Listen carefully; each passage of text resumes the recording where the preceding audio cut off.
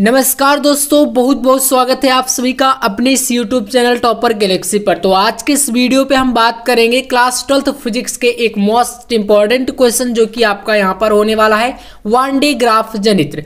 तो आज की इस वीडियो में हम लोग यहाँ पर इस क्वेश्चन को पूरा कंप्लीट समझने वाले हैं, यानी कि वन डे ग्राफ जनित्र क्या है, रचना इसकी यानी कि इसका जो डायग्राम है उसको समझेंगे, कैसे क्या यहाँ पर वर्क करता है ये, ठीक है। इसका कार्य हो गया, कार्य विधि और इसके उपयोग। तो कह सकते हैं वन डे ग्राफ जनित्र से रिलेटेड इस वीडियो को देखने के बाद आपका कोई भी डाउट नहीं रहेगा, ठीक है ना। ये 4 के 4 टॉपिक आपके इस वीडियो में पूरा हम लोग कंप्लीट समझने वाले हैं। यानी वन डे ग्राफ जनित्र क्या है, संरचना इसकी हो गई यानी कि रचना, और वन डे ग्राफ जनित्र की कार्यविधि, और यहाँ पर वन डे ग्राफ जनित्र का उपयोग, ठीक है ना।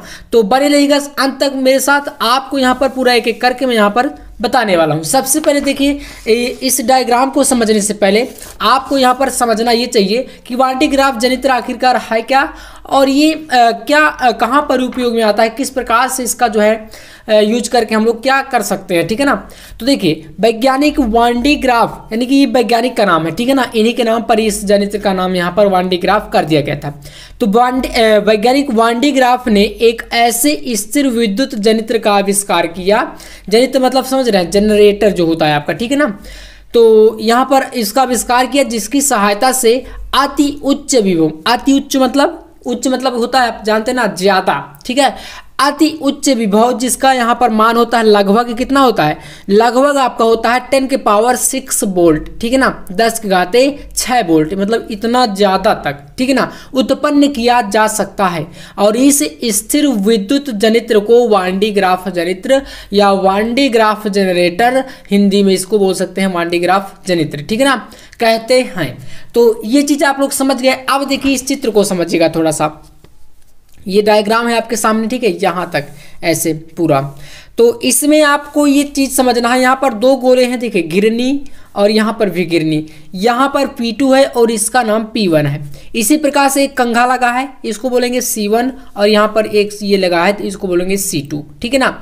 ये गोला है, आप जानते हैं पूरा का पूरा इस प्रकार से एक गोला, यहाँ पर धनावेश दिया गया है, प्लस प्लस आपको दिख रहा होगा, और एक यहाँ पर विद्युत मोटर लगाया गया जिसकी सहायता से इस घिरनी को घुमाया जाता है। मतलब समझ रहे हैं, ये विद्युत मोटर जो है इसमें बेल्ट चढ़ा हुआ ना, ये बेल्ट जो इस प्रकार से एक लाइन दिख रही है 2, तो ये जब घूमेगा मोटर तो ये इस घिरनी को घुमाएगा, और इस घिरनी के यहाँ पर एक बेल्ट यहाँ पर दूसरी घिरनी में लगाया गया है। जैसे होता है, आप जानते होंगे आटे की चक्की में बेल्ट लगा रहता है, वैसे ही तो ये इस प्रकार से घुमाने का कार्य करता है। अब देखिए इसकी रचना को समझिएगा थोड़ा सा, रचना कैसे की गई है। तो बताया गया है कि वन डे ग्राफ जनित्र में धातु का एक बड़ा गोला होता है जिसे S द्वारा प्रदर्शित करते हैं। यानी कि देखिए, ये जो पूरा ब्लैक पार्ट है, ठीक है ना, ये एक गोला है, ठीक है ना, यहाँ पर ये पूरा गोला है जिसको हम लोग यस से व्यक्त करेंगे, यस, ठीक है ना। आप देखिए, फिर इसके बाद यहाँ पर आपको लिखना है, यह A और B अचालक धातुओं की छड़ों से जुड़ा होता है। यहाँ पर एक धातु की छड़ ये A हो गई और एक B हो गई, यहाँ पर इन दोनों से जुड़ा ना, इसका ये पार्ट यहाँ पर और ये वाला पार्ट A से, तो इस प्रकार से ये जुड़ा है। जो चीज़ आपको चित्र में दिख रही है सेम आपको वैसा ही यहाँ पर लिख देना है, ठीक है ना, समझ रहे हैं, यही होती है इसकी रचना। मतलब मैं ये नहीं कह रहा हूँ कि जैसे मैं बता रहा हूँ आप ऐसे लिखिए, आप इधर का उधर थोड़ा बहुत कर सकते हैं, लेकिन जो चीज़ आपको चित्र में दिखे वही आपको सेम बना के यहाँ पर लिख देना है। अब देखिए, इसमें रबड़ की एक वेल्ट को 2 घिरनियों P1 व P2 से जोड़ दिया जाता है या जुड़ा होता है। तो ये देखिए यहाँ पर वही चीज़ है, रबड़ का ये बेल्ट है और ये घिरनी ये है, और दूसरी ये P1 P2 दोनों को यहाँ पर हमने जोड़ दिया। इसलिए जोड़ा है कि अगर हम इसको मोटर से पहली वाली घिरनी को घुमाएंगे तो दूसरी अपने आप घूमने लगेगी, आपको पता है ऐसा होता है।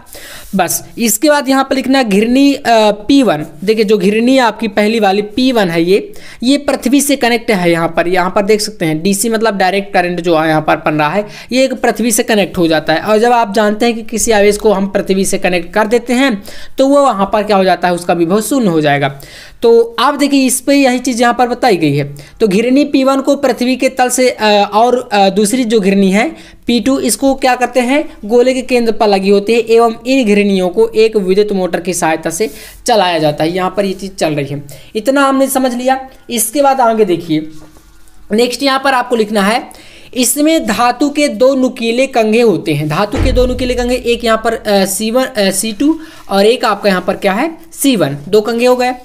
अब ये इनका कार्य क्या होता है, जिसमें से नीचे वाला कंघा C1 अति उच्च विभव वाले स्रोत के धन टर्मिनल से जुड़ा होता है। यहाँ पर धन टर्मिनल मतलब समझ रहे, ये प्लस प्लस आवेश इधर आ रहा है, तो ये आपका यहाँ पर पृथ्वी से कनेक्ट है, ठीक है ना। इस तरफ कह सकते हैं धन आवेश है और इस तरफ आपका ऋण आवेश रहेगा। देखिए यहाँ पर इतना हो गया, तथा ऊपर वाला कंघा जो C2 है, ये ऊपर वाला दिख रहा है ना, ये C2 जो होता है एक खोखले गोले S से अंतरित पृष्ठ से जुड़ा होता है। यानी कि इस गोले से बाहर की तरफ देखिए प्लस आवेश है ना, और इधर अंदर की तरफ माइनस आवेश हो जाएगा। जैसे यहाँ पर प्लस है तो इधर आपका माइनस है, ठीक है ना, वही चीज़ है।